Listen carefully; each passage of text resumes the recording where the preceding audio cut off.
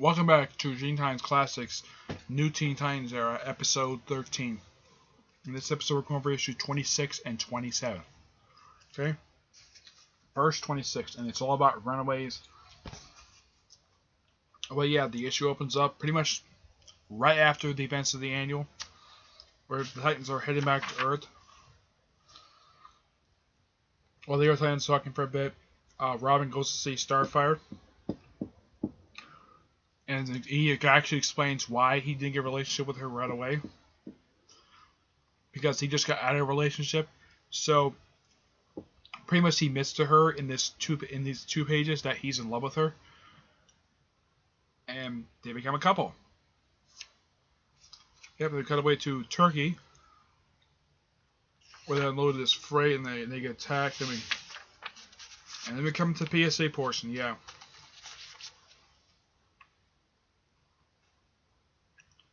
Where these kids run away. These 5 kids. I think it's 5 kids, isn't it? No, it's 4 kids. Yeah, these 4 kids run away because of various reasons at home. And pretty much Titans return to Titans Tower and they're pretty much all relaxing. Starfire's taking off her boots. Like she's so relaxed. Like,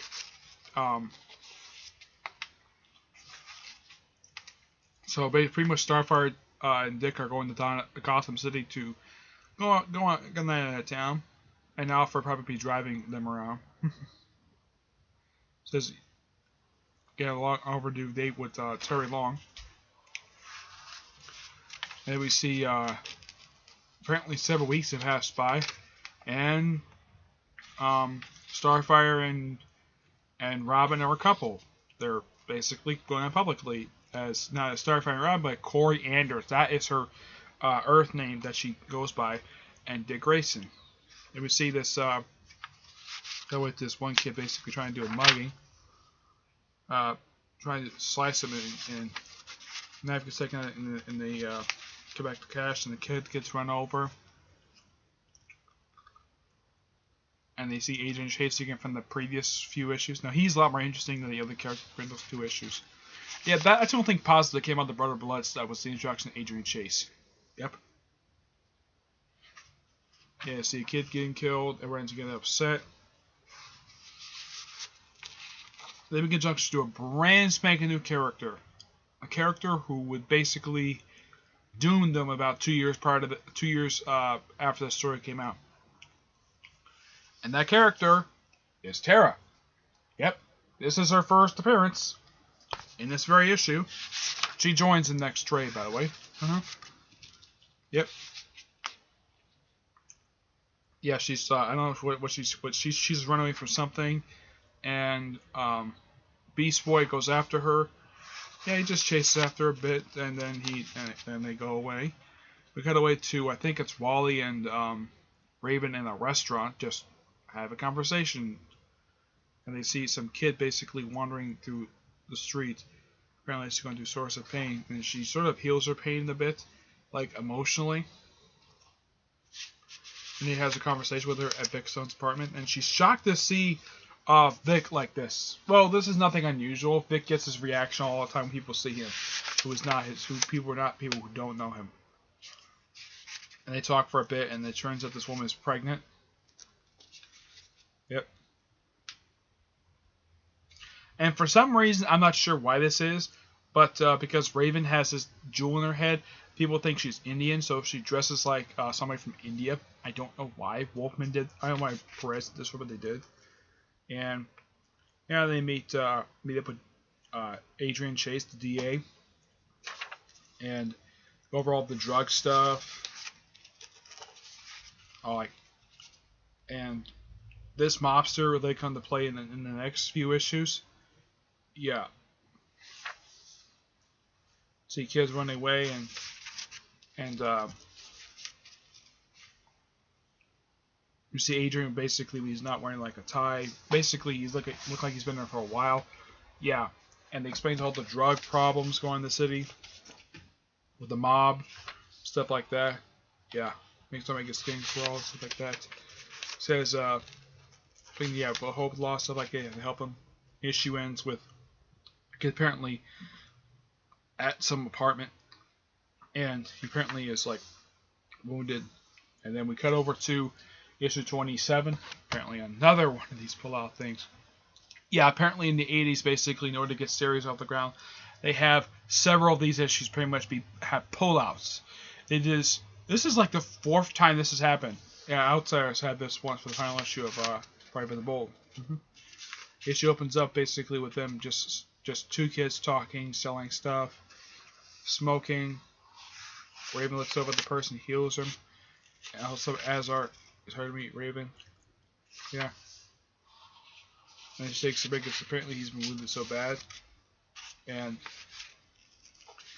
apparently he ran away the year prior. They talked for a bit and talked to this woman. Apparently he's helping them. And they see Roy Harper. Yep, Roy Harper shows up in this issue. Yep, he does. And they mentioned that happens in the Best DC number 18, which is not a reprint. Most of that series was a reprint series, but that was a original story. And I think maybe in the next trade or two they might put that in trade. I don't know, but yeah. I mentioned that happened in Titans Digest. And like he's just like Roy Harper says really never expert because Roy Harper a decade prior to this was revealed to be a heroin addict. Yep. So he's a recovering drug addict, so he's helping them. So he knows all about drugs. And apparently he works for the government, apparently. Yeah, in the 80s they had it where Roy Harper worked for the government. That's how he met Cheshire, and that's how Leanne came about. Yep. We have this interlude of people getting, like, this guy just killed another guy for money and stuff like that. Like it's a pimp. And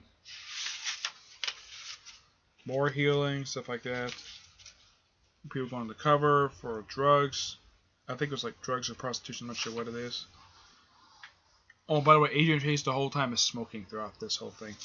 And then we see Roy Pudice and goes with the Titans basically to help him out with a bit. Help him out with this whole thing, and Roy puts on a Speedy costume. Yep, he puts it on. Yep. First time in a little while. It's not the first time he's appeared in the comic, but he appeared a little early on, but he didn't appear that much. Yeah. And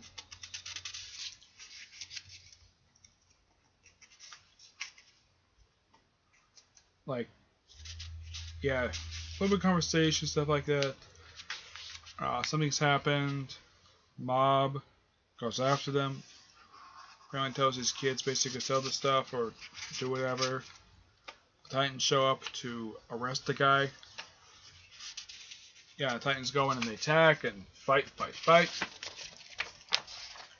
More fighting. Take out a ship.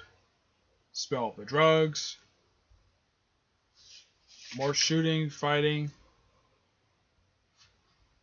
And apparently a kid gets killed. One guy gets taken into custody. Well, actually gets thrown off a pier. Yeah, everyone thinks he's dead. And pretty much, seems like, yeah, you got nothing on me. And what about all these drugs laying over the place? All these guys taken into custody, we get an epilogue of pretty much the kids basically, like, one of whom basically goes home. Everyone's happy to see him. The second one, the girl was pregnant, and she gets thrown out by her father. Doesn't want to see her again. And this one kid just basically just moves out. Stuff like that. And next issue is about Tara. What did I think of these 2 issues? These issues were okay. They weren't as awesome as the previous 3 issues. But I think these 2-parter was actually kind of necessary. And I think at this point, this probably also helps set up the 3 drug PSA one-shots that Mark Wolf and George Perez did in the mid to late 80s. So that pretty much all this 2-parter is just set up for those 3 one-shots, which I don't know if they're gonna put those in trade or not. I don't know, but yeah. And plus, they probably need this little bit of downtime and something that is big as what happened the previous. So this is kind of like a bit of a smaller scale and more grounded. And of course, one thing positive I can say about this 2-parter is that Robin and Starfire become a couple. Yep. So Good two-parter. It's okay. 8.75 out of 10. Alright, that's it for this episode. Stay tuned for episode 14 whenever I get a chance to do it. I'm not sure exactly what issues I'm going to do. I'm going to start with 28, definitely. But how many issues I am going to do altogether, or how far I'm going to go. But 28 definitely is when we start my issue next episode, okay? But until then, see you there. Bye.